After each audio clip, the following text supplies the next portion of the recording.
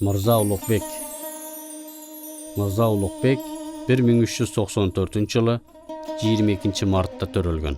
Чыныгы аты Мухаммад Тарагай болуп, Улугбек ага чоң атасы Амир Темур тарабынан берилген псевдоним болгон.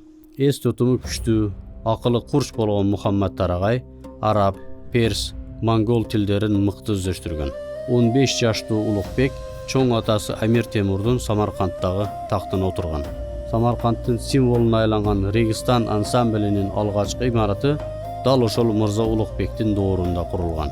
Бухарада курдурган медресенин эшиктерине араб тилинде билим алуу ар бир мусулман эркек жана аял үчүн парыз деген хадисти коюп жаздырган. Мырза Улугбек 1424-1429 жылдарда обсерватория курдурган.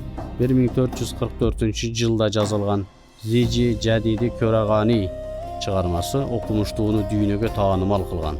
Бул чыгармада 1018 даана жылдыздын мейкиндиктеги орду көрсөтүлгөн болуп, бул каталог кылымдар бою деңизчилер үчүн географиялык координаталарды аныктоодо эң ишеничтүү булак болуп келген. Мырза Улугбектин жыл эсебин заманбап эсеп китаптарга салыштырсак, ал болгону бир нече минуталарга гана айырмаланат. Мырза Улугбек 1449-жылы 29 октябрда курман болгон. Ал Самаркандтагы Амир Темур күмбөзүнө көмүлгөн.